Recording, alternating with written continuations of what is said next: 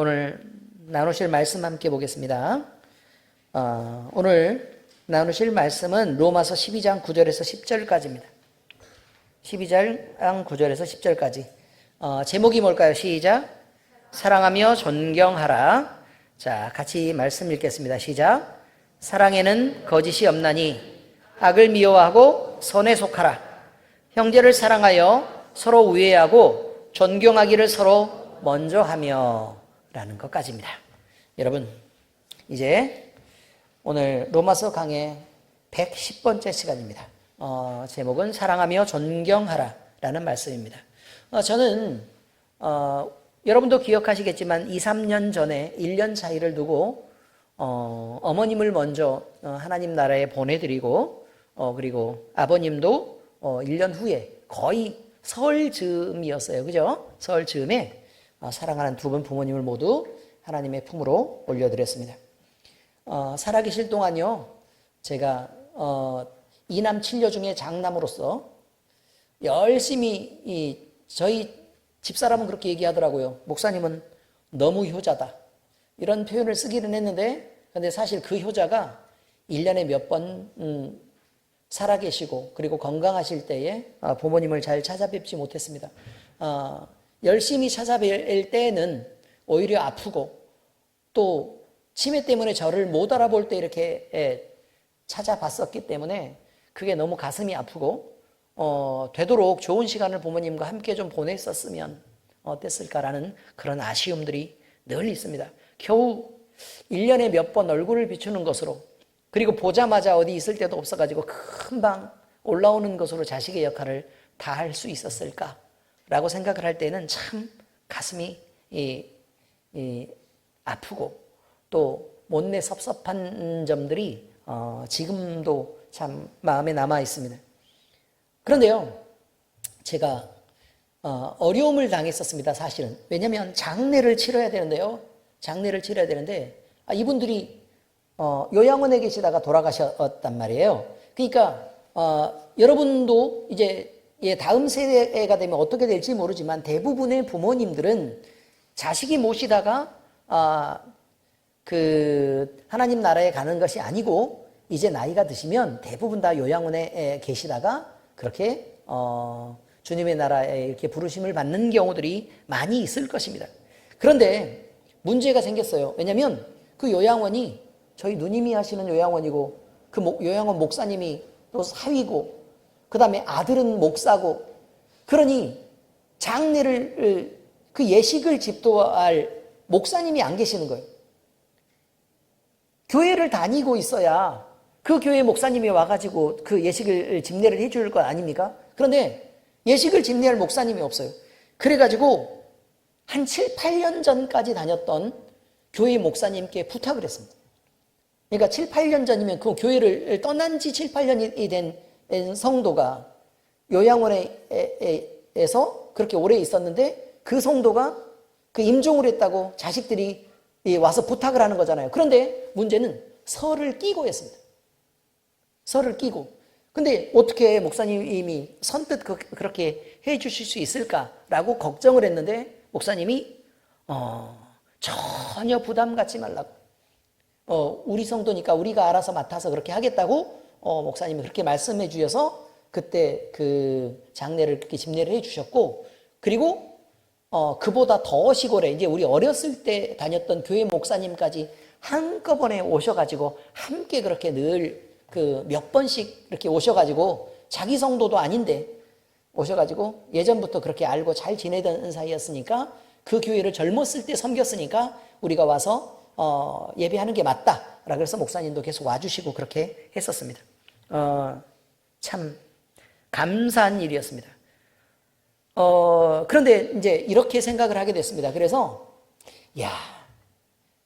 큰 일을 앞두고 나서 보니까 이게 교회가 없으면 어쩔 뻔했나 라는 생각도 들기도 하고 그러니까 부모님이 교회에 다니고 있으면 안심이 되는데 부모님이 교회를 안 다니고 있으면 이 장례로 뭐 어떻게 해야 될까라는 게 너무 걱정이 되고 또 문제가 된다는 사실을 알게 됐습니다. 그리고 뿐만 아니라 부모님도 그래요.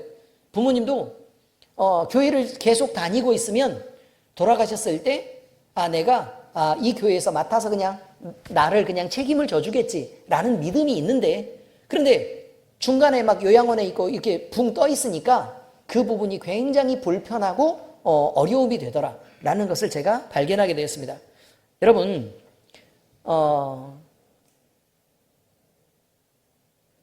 지금 이 자리에 계신 여러 성도들을 여러분을 한번 돌아보시기 바랍니다. 이렇게 한번 돌아보세요. 자, 잘 돌아보시고 그 얼굴들을 잘 기억하시기 바랍니다. 여러분, 우리는 엘림교회라는 한 교회 안에서 하나님을 섬기며 예배하도록 부르심을 받았습니다. 그리고 우리 모두는 여러분이 지금 본 얼굴들과 함께 얼굴을 보면서 죽을 때까지 열심히 하나님 나라를 위해서 일할 것이고, 그리고 함께 봉사하며 예배하며 교제를 나눌 것입니다. 그리고 지금 여러분이 보신 이분들은 살아있는 동안 누구보다도 여러분 가까이 있을 것입니다. 그리고 누구보다 더 많은 대화를 나눌 것이고, 여러분과 더 많이 손을 잡고 눈빛을 마주치고 그리고 함께 나누면서 살아갈 이런 분들입니다. 우리가 하나님의 부르심을 받고 만약에 임종을 맞는 그날이 있다면 지금 여러분이 보신 이분들이 우리를 기억할 것이고, 그리고 우리가 간한 세월들에 대한 기억들을 함께 공유하면서 함께 나누실 분들이라는 것을 반드시 기억하셔야 합니다. 그리고 지금 여러분들이 보고 있는 이분들이 여러분의 장례를 치러줄 분들이고, 그리고 여러분이 있었던 것들, 그리고 여러분을 아쉬워하며 더 많이 보고 싶어하고 그리워할 분들인 걸 여러분이 아셔야 됩니다. 그러므로 여러분이 소중하게 여기며 섬기고 살아야 될 분들이 누구냐라는 거죠. 소중하게 섬기면서 살아야 될 분이 누구냐, 여러분이 귀하게 대접해야 될 분이 누구냐. 저는 자식에게 얘기를 했는데 자식이 부모에게 그렇게까지 여러분 잘하지 않습니다. 부모가 자식에게 매달리면서 잘하는 것이지 자식들은 부모에게 썩 잘하지 않습니다. 그런데 우리가 이런 것들을 전체적으로 다 돌아보면 좋은 관계를 유지해야 될 사람들을 귀하게 여기고, 그리고 그렇게 해야 지혜로운 사람이고, 그리고 현명하게 지금 살아가는 인생들에 대해서 여러분들이 잘 대처를 하고 있는 분들이다, 이렇게 말할 수 있을 것이라 이런 말입니다. 여러분, 그런데 우리는 여기서 끝도 아닙니다. 예수 그리스도를 믿는 믿음으로 우리가 구원을 얻었으면 잠깐 여기서 분리되어서 우리가 누구는 먼저 가시고 누구는 나중에 가겠지만 그곳에 가서 또 다시 만납니다. 그래서 여기서만 끝나는 것이 아니고 영원한 하나님의 나라에서 영원히 마주보고 살아야 될 분들이 바로 여러분이 지금 돌아보고 있는 이분들입니다. 그러니 이 사람들을 어떻게 대해야 되겠는지 여러분이 결정하셔야 된다는 것입니다. 당연히 사랑하고 존경하며 예의를 갖춰서 대해야 하지 않겠습니까? 오늘 이 말씀을 나누려고 하는 것입니다. 자, 오늘 성경 말씀의 첫 번째 내용은 뭐냐면 하나님을 기쁘시게 하는 삶이 있다라고 지금 얘기합니다. 저는 얼마 전에요, 한 자매로부터 상담 요청을 받았습니다. 그런데 그 자매를 만나 이야기를 듣게 되는 중에 상담 내용을 듣게 됐는데 그 내용은 이렇습니다. 이 자매가 직장을 지금 다니고 있어요. 직장을 다니고 있는데 여러 명의 동료들이 지금 함께 있답니다. 그런데 그들 중에요, 맨날 같이 어울리고 맨날 뭐 밥도 먹고 여기서 어울리면서 살아야 되는 사람들이 몇 명 정도 되냐면 그 직장 안에서 같은 사무실을 쓰는 사람이 한 7, 8명쯤 이렇게 된답니다. 그런데 여러분, 그 동료들 중에서요, 어떤 사람이 되게 밉게 행동하는 사람이 있는데 그 사람이 편을 가르기도 하고 막 험담을 하기도 하고 이렇게 뒤에서 막 이렇게 한다는 거예요. 그래서 지금 자기가 지금 엄청 곤란한 지경에 있게 되었다고 지금 얘기를 하더라고요. 근데 이 사람이 막 나는 그리스도인인데 막 너무 미운 거예요, 이 사람이. 그 다음에 볼 때마다 막 짜증이 나고. 그래서 이 직장을 계속 다녀야 되나? 이거 확 그만두면 안 되나? 이런 생각을 지금 현재 하고 있답니다. 그래서 근데 또 이 사람이요, 문제를 일으키는 이분이 지금 여기서만 이 문제를 일으키는 게 아니고 다른 데에서도 또 동일한 문제를 계속 일으키면서 지금 현재 있다라고 지금 얘기를 하더란 말입니다. 그런데 여러분, 그러면 내가 직장을 때려치우는 게 좋을까요? 아니면 이 사람 한번 데려다가 한번 잡을까요? 많은 사실들을 다 이렇게 다 밝히고 지금 이 상황을 확 반전을 한번 시킬 중요한 단서를 한번 잡아서 한번 뒤집을까요? 라고 이야기를 하더라 이 말입니다. 여러분, 이 상담 내용은 끝났습니다. 여러분은요, 직장이나 학교, 또 여러분이 활동하고 있는 여러 지역사회, 여러분의 사회관계 속에서 이 다른 영역에서 혹시 이 자매와 같은 어려운 일을 당한 경험이 있으십니까? 그런 경험이 있으세요? 그래서 미워서 죽을 것 같은 사람이 존재하는 경우가 있어요? 그리스도인은 이런 것들을 잘 견뎌야 그리스도인입니다. 먼저 말씀드리고 갑니다.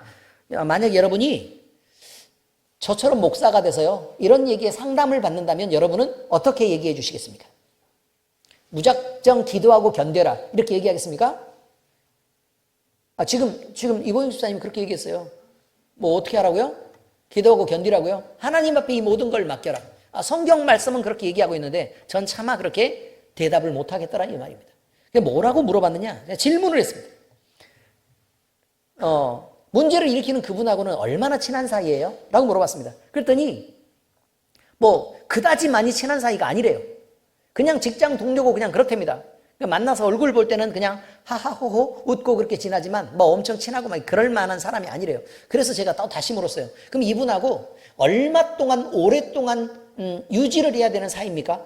예를 들면 이거죠. 예를 들면 만약 학교를 다니는 학생이 있으면 학교를 졸업해도 계속 볼 사이냐 아니냐가 되게 중요합니다. 그렇지 않습니까? 그렇죠? 직장을 다닐 때도 마찬가지입니다.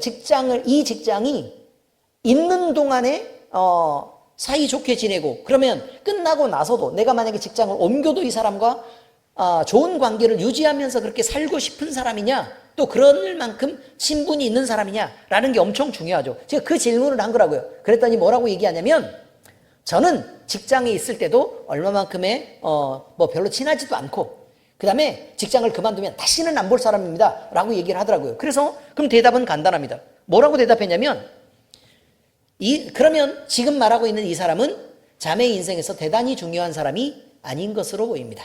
맞죠? 네. 그러니 이 사람과 웬만하면 특별한 업무 외에 특별한 관계를 유지하지 말고 거리를 유지하시기 바랍니다. 적당한 거리를 유지하시기 바랍니다. 그리고 중요한 의미가 아닌 사람에게 또 중요한 의미가 아닌 사람이 하는 말과 행동 때문에 스트레스를 받거나 그렇게 하지 않았으면 좋겠습니다. 왜냐하면 이 사람이 그런 사람이라는 걸 다른 모든 사람도 맞장구는 치고 있지만 알고 있을 것이기 때문에 그렇습니다. 그래요, 안 그래요? 그렇죠? 그러면 많은 사람들이 이 사람 때문에 스트레스를 받고 있는 게 당연히 있을 테니까 신경 쓰지 않아도 괜찮습니다. 그런데요, 우리가 생각해야 될 게 있습니다. 직장 안에서 되도록 화평하도록 노력하고 그리고 이런 것들을 견디는 모습을 보이시기 바랍니다. 왜냐하면 자매가 살아가는 그 과정을 통해서 예수 그리스도의 복음을 전할 기회를 받기 위해서 그렇습니다. 그러니 복음을 전할 기회를 얻기 위해서 예수 그리스도를 믿는 성도다운 삶을 살아내시기 바랍니다 라고 얘기했습니다. 여러분, 이런 일은 우리 주변에 너무나 흔하게 있는 일입니다. 그래서 여러분 모두가 이런 일을 경험했다고 말하고 있는 것입니다. 그때 여러분은 주님의 종으로 사는 명예로운 인생을 생각해야 됩니다. 그러니까 사람과의 관계를 보고 너와 나만 생각할 것이 아니라 주님을 보고 생각해야 된다는 거예요. 주님을 보고 생각해야 된다. 주님이 이 상황을 보고 계신다 이 말이에요. 이 사람 때문에 너무 스트레스를 받아요? 그럼 주님 앞에 이야기하면 됩니다. 이보영 집사님처럼. 아시겠습니까? 아멘? 네, 그렇습니다. 그리고 조금은 여유를 가져요. 사람은 누구나 죄인이에요. 그렇지 않습니까? 누구나 죄인이고 누구나 왜곡돼 있고 누구나 자기를 위해서 남을 험담할 수 있고 비난할 수도 있고 그럴 수 있습니다.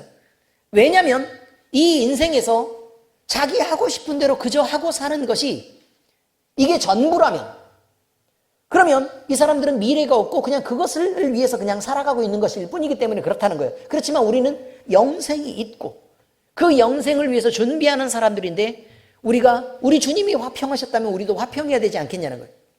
우리 주님이 용서하셨다면 우리도 용서하셔야 되지 않겠냐. 우리 주님이 이해하셨다면 이해하셔야 하고 우리 주님이 공감하신 부분에 대해서 우리가 공감해 줄 수 있는 그런 인생을 살아야 그리스도인다운 인생이고, 그래야 그리스도인이라고 얘기할 수 있지 않겠냐. 이것이 바로 하나님을 기쁘시게 하는 삶이라고 말하고 있습니다. 로마서 우리 이 뒷부분입니다. 14장 17절에서 18절 같이 읽겠습니다. 시작. 하나님의 나라는 먹는 것과 마시는 것이 아니요. 여기서 끊어갈게요. 자, 여러분, 먹는 것과 마시는 것이 아니요라고 얘기하는 게 무슨 말이냐면, 이 세상에 속한 일이 가장 중요한 게 뭐냐면 먹는 것이다 라고 솔로몬이 얘기했어요. 그렇지 않습니까? 먹고 즐거운 것만큼 더 행복한 게 없다. 뭘 보고 자시고 누리고는 필요 없다. 먹는 것이 최고의 즐거움이다 라고 얘기했단 말이에요. 자, 그런데 여러분, 이 먹는 것이 아니래요, 하나님 나라는. 그 다음에 마시는 거, 사람들이 막 즐기고 놀기 위해서 꼭 마셔야 되는 게 있죠. 그렇지 않습니까, 김영국 집사님? 그렇답니다. 자, 아무튼 이런 것들을 먹고 마시는 일인데, 문제는 이것이 하나님 나라가 아니랍니다. 그러니까 다시 말하면 세상에서 가장 즐거운 일, 가장 만족스러운 일까지도 하나님 나라는 아니다, 이런 거예요. 그러니까 세상 일은 하나님 나라가 아니다. 자, 다음 읽습니다. 시작.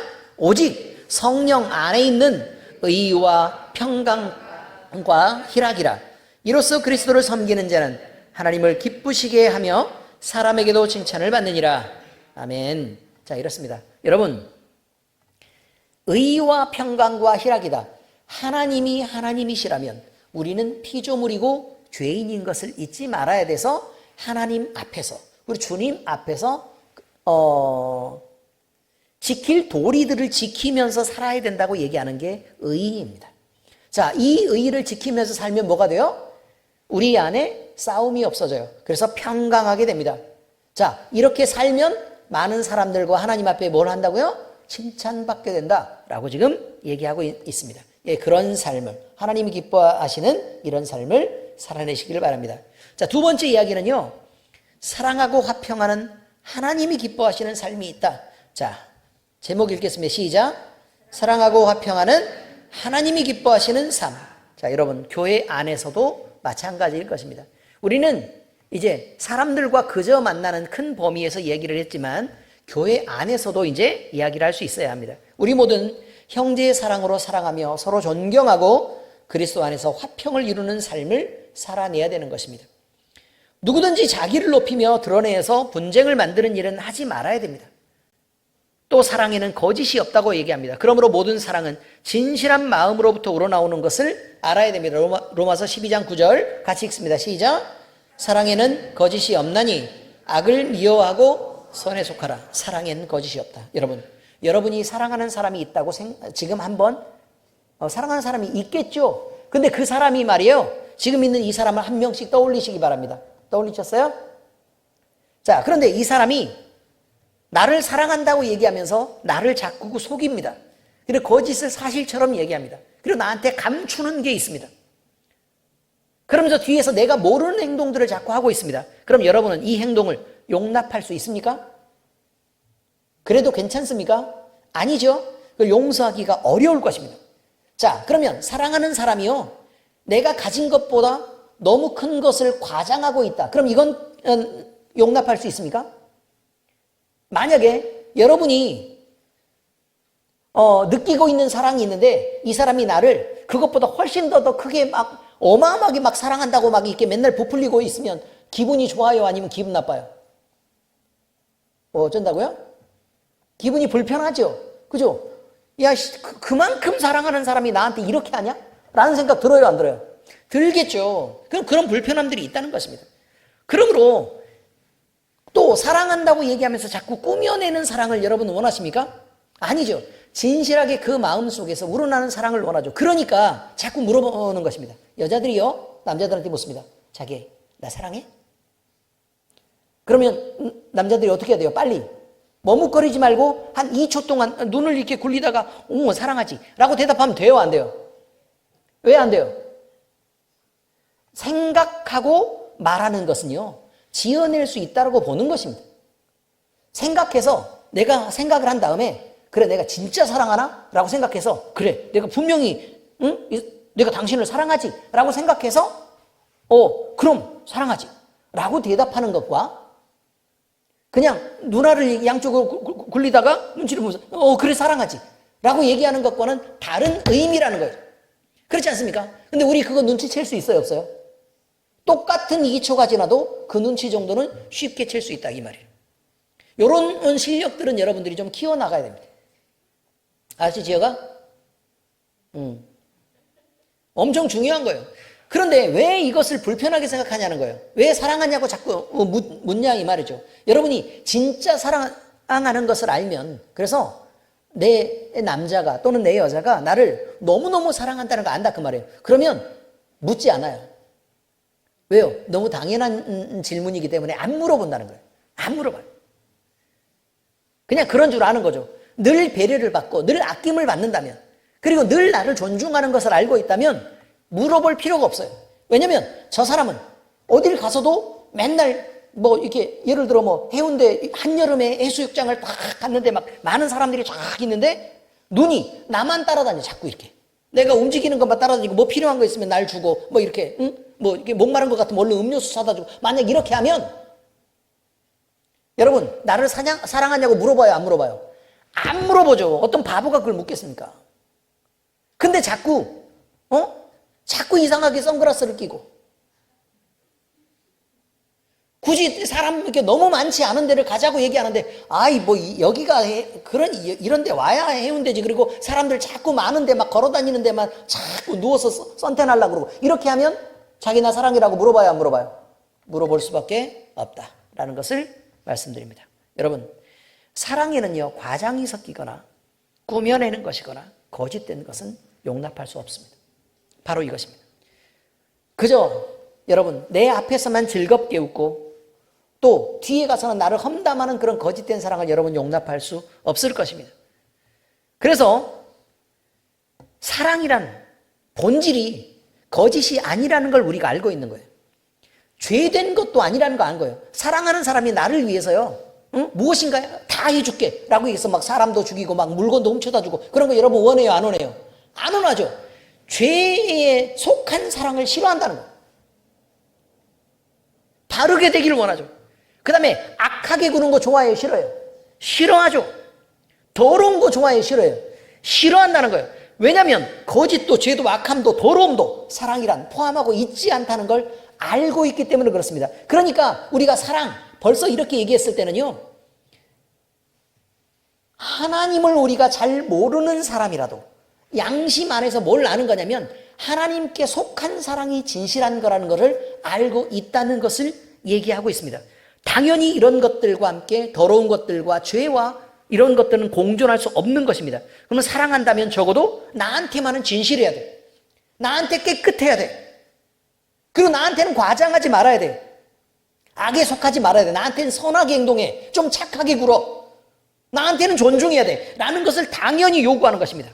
그런데 이상한 건 뭐냐면 왜 유독 다른 여러 가지 다른 감정들이 많이 있는데도 불구하고 이상하게요 왜 사랑에만 집착하고 유독 사랑만 이뤄야 된다고 우리는 그렇게 알고 있을까요? 왜 사랑만 그렇게 요구하냐 그 말이에요. 우리가 생각하세요. 자, 잘 보세요. 우리가 진실해야 된다 라고 얘기를 하지만 그 진실이라고 얘기할 때는 모든 것을 다 솔직하게 얘기해 라고 우리가 생각하지 않아요. 진실이라고 얘기할 때는 그러면 선의의 거짓말도 있을 수 있잖아 라는 걸 늘 생각해. 무슨 말인지 알겠습니까? 진실이 중요한 가치여도 그렇다는 거예요. 정의라고 얘기하지만 그 정의도 사람의 생각과 사상에 따라 정의가 다릅니다, 여러분. 아시겠습니까?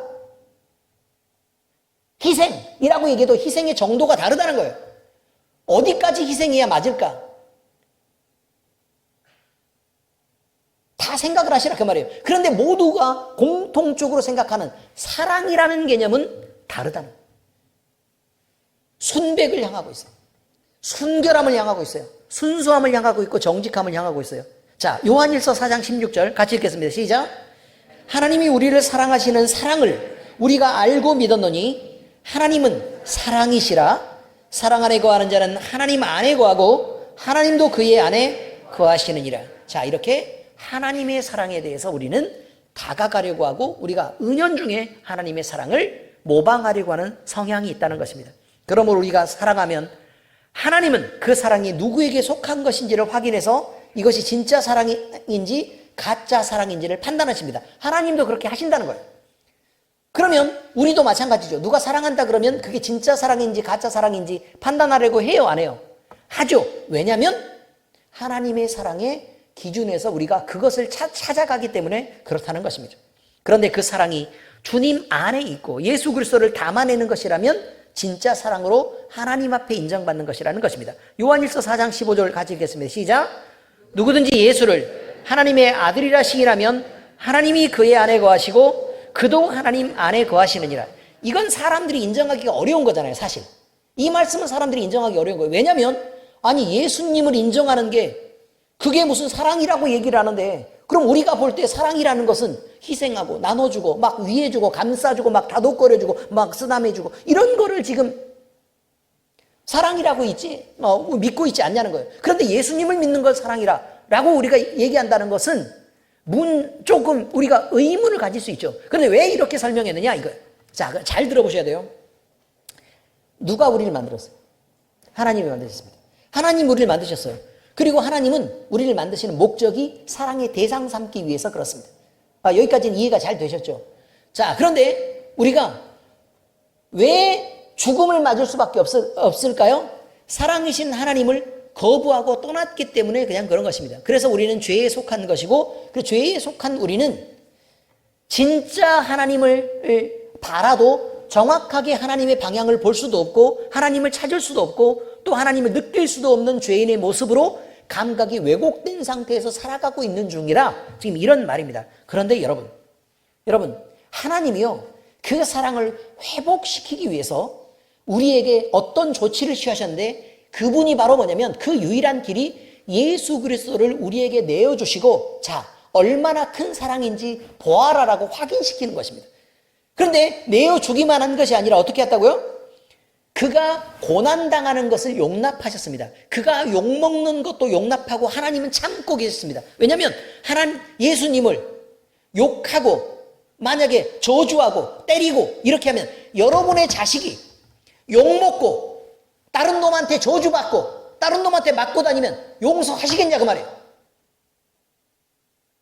여러분은 용서하시냐고요? 못하죠.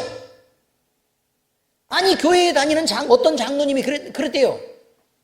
어떤 장로님이 손주가 있는데 아니 학교 가서 맨날 애한테 맞고 온다는 거예요. 맨날 맞고 와요. 그러니까 막 속에서 불이 나가지고 열이 받아가지고 갔대. 그런데 애가 하나는 크고 우리 손주 하나는 조그만 애가 그렇게 애를 막 이렇게 때리더랍니다. 그래서 아니 도대체 저 조그만 애한테 왜 두들겨 맞고 다녀? 라고 물어봤어. 그랬더니 제가 때리는 거 안 아파. 괜찮아. 그러더랍니다. 아니 맞는 놈은 용서가 되는데 할아버지는 용서가 안 돼요. 세원이 맡겨오면 용서 되시겠어요 지금? 바로 이런 거죠. 내 새끼가 그렇게 맞고 당하고 다니는 걸 용납할 수가 없다는 것입니다. 차라리 두들겨 패고 와. 응? 내가 다 물어줄게. 김용국 집사님은 그렇게 처신했을 거라고 말이야. 확 밟아버리지. 그걸 그냥 냅뒀어 그냥. 저 조그만 걸 왜 맞고 다니는 거야? 라고 얘기를 했겠어요 안 했겠어요? 맞죠? 뭐 당연히 그럴 것입니다. 그런데 여러분 하나님은요 참으셨다고요. 사람들이 밟고 욕하고 때리고 그를 인정하지 않고 미워 심지어 십자가를 지게 하고 그를 십자가에 못 박아서 죽일 때까지 참아내셨다는 사실이 우리를 향한 사랑이 아니냐라고 하나님의 사랑이시라는 걸 보여주신 증거가 바로 이것이라고 얘기하고 있는 것입니다. 그러니까 그 예수 그리스도를 영접하고 받아들이는 사람은 하나님이 우리를 사랑하셨다는 인정하는 사람이고 만약에 그걸 못 받아들이는 사람은 하나님의 사랑이 뭔데? 라고 그게 뭐야? 아무 상관이 없지 라고 하나님의 사랑을 거부하고 무시하는 사람이기 때문에 하나님이 인정하시는 사랑이냐 아니냐를 예수 그리스도를 믿는 것으로 구분하신다는 거예요. 바로 이것입니다. 여러분도 할 수 없고 저도 할 수 없는 일을 하나님이 해내셨다는 거예요. 주님으로. 자, 요한일서 4장 7, 8절 같이 읽겠습니다. 그러므로, 자, 시작. 사랑하는 자들아, 우리가 서로 사랑하자. 사랑은 하나님께 속한 것이니 사랑하는 자마다 하나님으로부터 나서 하나님을 알고 사랑하지 아니하는 자는 하나님을 알지 못하나니 이는 하나님은 사랑이심이라. 여러분, 하나님이 사랑이신데 하나님을 모르고 누구를 사랑하시겠다는 거냐고요. 여러분이 알고 있는 사랑은 뭐예요? 자식을 사랑한다고 하지만 제가 얼마 전에 김혜진 집사가 애들한테 처신하는 걸 제가 곰곰이 가만히 이렇게 쳐다보고 있었습니다. 애들을 잡아요. 그럼 다시 제가 꼭 물으려고 그랬어요. 근데 대답이 아마 어색할 것 같아서 안 물었어요. 뭐라고 물으려고 그랬느냐? 왜 하나님은 사랑으로 품고 안아주고 막 이렇게 하는데 자꾸 그렇게 잔소리만 하고 애들을 때려잡아요? 이렇게 물어보려고 그랬어요. 그런데 부담될까 봐 안 물어봤습니다. 그리고 지금도 이름도 김혜진이라는 걸 비밀로 하고 지금 얘기하고 있는 것입니다. 사람들이 알까 봐. 잘 모르겠죠, 누군지. 그렇습니다. 우리가 생각하는 것은 바로 이것입니다. 자식을 사랑한다고 얘기해도요, 그 자식을 온전하게 하나님의 방식으로 사랑해내는 게 필요한데 그렇지 않는 사람들이 많다고 얘기하는 것입니다. 잘못된 사랑을 한다고요. 이성을 사랑한다고 얘기지만 욕심으로 그를 차지하려고 하는 것이지, 그리고 나를 위해서 희생하고 봉사하라고 끊임없이 막 달달달달 볶는 것이지, 주님이 가르쳐 주신 그 사랑으로 정말 순결하고 거룩한 사랑을 그에게 전하고 그를 가치 있게 높이는 사랑이 아니라고 얘기하는 것입니다.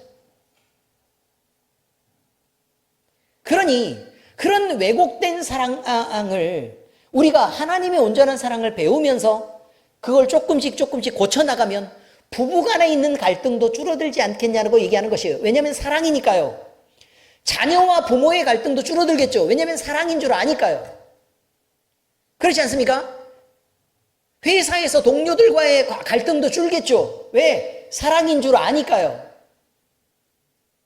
교회 안에서 갈등도 줄겠죠. 왜요?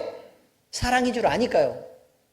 사랑이 아니라고 판단되기 때문에 그러는 것입니다. 저건 욕심이야. 아니면 지가 높아지려고 그러는 거야. 라는 걸로 인정이 되니까 자꾸 갈등이 생기는 거란 말이에요. 왜 자기 주장만 해, 엄마 아빠는? 왜 너는 너만 위하는 거야? 왜 내 입장은 생각하지 않아? 이것 때문에 부부간에 싸우는 거 아닙니까? 바로 이것입니다. 하나님을 모르고 어떻게 사랑을 하냐 이 말이에요. 하나님을 모르고는 사랑할 수 없다 라는 게 성경의 결론입니다. 여러분, 그런데 사랑하기 위해서는 무엇이 필요할까? 오늘 말씀의 적용입니다. 겸손입니다. 겸손이 미덕입니다. 형제애, 교회 안에서요, 사랑을 얘기할 때는 형제애라는 말을 씁니다. 이 헬라어로는요, 필라델피아입니다. 필라델피아. 주도 있고요. 그렇습니다. 이 단어는 예수님이 제자들에게 새 계명을 주노니 서로 사랑하라고 말씀하시면서 사용하신 단어가 바로 필라델피아입니다. 필라델피아. 형제를 서로 사랑하라. 필라델피아. 자, 요한복음 13장 34절 35절 같이 읽습니다. 시작. 새 계명을 너희에게 주노니 서로 사랑하라. 내가 너희를 사랑한 것 같이 너희도 서로 사랑하라. 너희가 서로 사랑하면 이로써 모든 사람이 너희가 내 제자인 줄 알리라. 우와. 자, 보세요. 서로 사랑하라라고 얘기했습니다. 누구처럼 사랑해라? 내가 너희를 사랑한 것처럼 사랑해라. 그러니까 내가 내 맘대로 사랑하는 게 아니고 주님이 하신 것들처럼 사랑해야 되니까 주님의 사랑을 배워서 사랑해라 라고 말합니다. 주님의 사랑을 배워서 사랑해라. 그러면 이런 사랑을 갖고 있을 때 사람들은 우리를 보고 와, 당신은 사랑이 너무 풍부하신 분이네요 라고 말하지 않고 뭐라고 얘기할 거라고요? 예수님 믿으시나 봐요 라고 얘기할 거란 얘기예요. 할렐루야. 바로 이것입니다. 우리가 이 사랑을 실천해야 되는 이유는 우리 주님이신 예수님이 종인 우리에게 명령하시기 때문에 그렇습니다. 주인이 종에게 명령했기 때문에 그렇다는 거예요. 교회 안에서 이루어지는 이 사랑을 형제의 사랑이라고 그렇게 주님은 말씀하셨습니다. 그런데 형제란 가족관계란 뜻이에요. 근데 왜 이렇게 가족관계로 묶으셨을까? 이 말은 가족이 서로를 돌보는 것처럼 돌봐라. 가족이 서로 끊어질 수 없는 것처럼 서로 싸워도 가족은 가족이잖아요. 그죠? 그러니까 싸우고 반목해서 영원히 끊어진다고 생각할 수 없는 관계로 서로 사랑해라 이 말이에요. 서로 대립할 수 있어요. 교회 안에서 의견이 차이가 있을 수 있습니다. 그런데 싸우되 영원히 갈라져서 그렇게 살아야 돼요? 아니면 형제처럼 누군가는 먼저 용서하고 다가와야 돼요? 누군가는 먼저 용서하고 다가와야 되는 그런 사랑을 해라 라고 얘기하고 있습니다. 여러분 가족 내에서 의견이 얼마든지 갈라질 수 있고 편을 갈라지는 경험도 해본 적이 분명히 있을 것입니다. 그런데 여러분은 어떻게 합니까?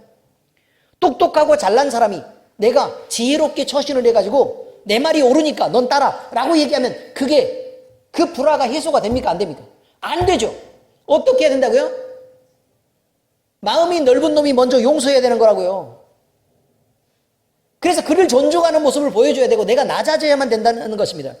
그래야 자연스럽게 양보가 돼야 져주면서 참고 한참을 버텨야 잘못한 저놈이 나를 용서한답시고 와가지고 그냥 그 웃는 신용을 하고 그냥 그런다 이 말이에요. 근데 가족은 그런 거라도 받아들여야 되는 게 가족이라는 것입니다. 그래서 형제라는 것을 주님이 사용하신 것입니다. 마르틴 루터와 장 칼뱅이라는 우리 기독교 종교개혁사에서는 대단히 유명한 종교개혁가들이 있습니다. 그런데 이 사람에게 가장 큰 영향을 주었던 사람으로 누구를 지적하고 있는 거냐면 이분은 어거스틴을 얘기합니다. 아우구스티니우스라고 얘기하죠. 어거스틴. 그런데 어거스틴 얘기할 때 천주교 성자인데 왜 우리가 자꾸 이렇게 얘기할까? 그게 아니고요. 기독교와 천주교가 나눠지기 전에 교부로서 그러니까 성직자이면서 신학자로 활동했던 분이 어거스틴이에요. 자, 그런데 이 어거스틴은 제자들이 묻습니다. 어거스틴에게 와서요. 어느 날 제자들이 묻는데 선생님 교회가 가진 최고의 덕이 무엇일까요? 라고 묻습니다. 그랬더니 뭐라고 대답하냐면 어거스틴은 교회가 가진 최고의 덕은 겸손이다 라고 말했어요. 자기를 낮추는 겸손이다. 그러면 겸손을 갖지 못하면 어떻게 된다? 교회가 가지는 최고의 덕을 갖지 못한 거다 이런 말이에요. 자, 그래서 또 묻습니다. 제자들이. 그러면 두 번째로 그 다음으로 지켜야 될 건 무엇일까요? 뭐가 두 번째 덕일까요? 라고 물었더니 어거스틴이 또 대답합니다. 두 번째는 겸손이다. 첫 번째 말씀하셨잖아요. 그러니까 겸손이다. 그럼 세 번째는요? 그랬더니 세 번째도 겸손이다. 라고 대답했습니다. 그러므로 교회가 가진 본질이 뭐냐라고 아이덴티티를 묻는 질문이 있다면 교회는요. 하나님의 사랑을 가져야 돼요. 근데 그 사랑을 가질 때 실천의 방법이 뭐냐? 그 말은 우리에게 나타난 것은 겸손이라는 거예요. 우리에게 나타난 건 뭐라고요? 사랑의 겉모습이 아니라 그런 뜨거움이 아니라 뭐라고요? 겸손이 나타나야 된다는 거예요. 겸손이. 그 겸손이 나타나야 사랑인 걸 알죠. 드러내고 막 잘난 척하고 자랑하면서 당신을 사랑해 하지 말라는 거예요. 겸손 위에 얹어져 있는 것만 사랑이에요. 그걸 잊지 마시라고 지금 얘기하는 것입니다. 여러분, 교회가 가진 최고의 덕은 자신을 낮추는 겸손입니다. 그 마음을 품고 형제를 높이고 섬길 때 교회는 그리스도를 아는 냄새가 풍겨나게 되어 있고 또 널리 퍼져나가게 돼서 주변 사람들도 우리를 보고 뭐야? 우리가 겸손하면 그저 사랑이 많지 않아도 뭐 그리스도인이네 라고 느끼게 된다는 것입니다. 사랑하는 엘림교회 성도 여러분, 우리는 사랑이신 하나님을 섬기는 그리스도인입니다. 우리 모두는 예수 그리스도를 통해 하나님께 속한 진짜 사랑을 알게 되었고 그 사랑을 실천하라는 명령을 받아서 사랑하도록 그리고 그 사랑의 힘으로 화평을 만들어가도록 세우심을 입었습니다. 이제 우리는 세상 일로 아웅다웅하고 또 허망하게 다투는 그런 일들을 털어버릴 수 있어야 합니다. 그것들을 다 버리고 하나님이 우리에게 주신 주인이 종에게 명령하신 사명을 행할 수 있도록 마음을 모으고 결단해야 합니다. 우리 주님의 명령대로 서로 사랑하고 이 사랑을 실천하기 위해 자기를 낮추는 겸손으로 무장한 상태에서 형제를 높이며 섬기는 삶을 살아내시기를 바랍니다. 이런 인생을 살기로 결단하는 이들에게 우리 주 예수 그리스도의 은혜가 함께 하시기를 축원합니다. 기도하겠습니다. 하나님 아버지 감사합니다. 주님이 우리에게 예수 그리스도를 통한 사랑의 모범을 보여주셨습니다. 하나님이 사랑이시기에 하나님을 믿는 우리도 또 예수 그리스도를 우리 안에 담은 우리 모두는 또 교회는 서로 사랑해야 될 줄로 알고 우리가 그 명령을 즐겁게 받아들이며 또 수행할 것을 다짐합니다. 아버지 하나님, 그런데 이 사랑을 실천하기 위해서 우리는 겸손이 필요하다는 것을 배웠습니다. 우리 모두 겸손하게 하시고 이 겸손이 실천되는 삶을 모두 살아내게 하시옵소서. 살아계신 우리 주님 예수 그리스도의 이름으로 감사하며 기도합니다. 아멘.